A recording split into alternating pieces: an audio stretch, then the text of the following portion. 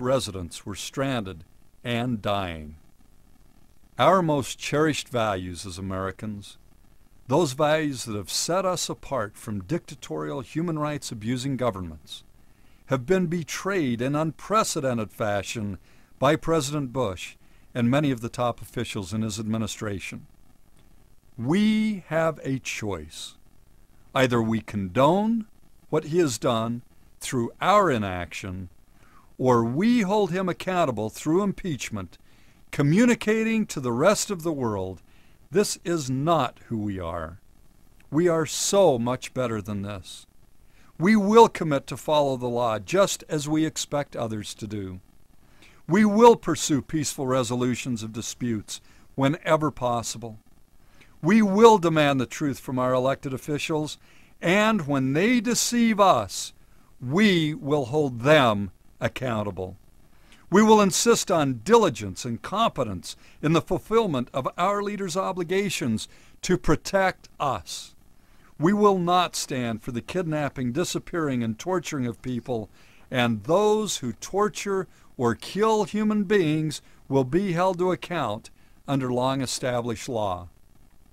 We will insist on maintaining a balance of power between the three branches of government, and when a president declares himself beyond the law, beyond our Constitution, we will put him out of office just as our nation's founders expected we would do when they added the impeachment clause to the Constitution.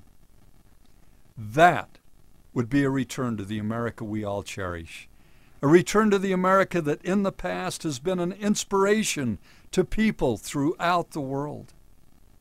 The greatness of our nation is not a given.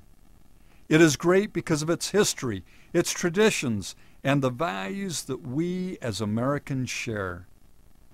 Sadly, the greatness of our nation has been severely compromised by a president whose hubris, whose arrogance of power, whose utter incompetence has led us to this tragic point in our nation's history.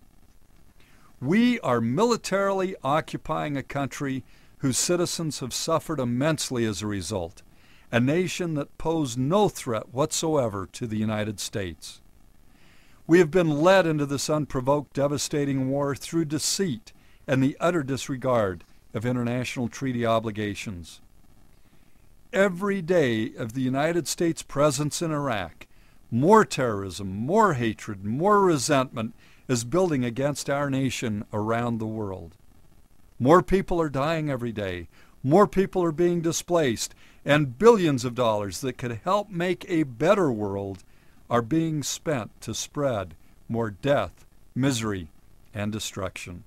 Wars of aggression, the disregard for solemn treaty obligations, our Constitution and statutory law, kidnapping, disappearing, and torturing people, historic deficits and crippling accumulated debt, listening in on citizens' communications without a warrant, imprisoning citizens without any due process.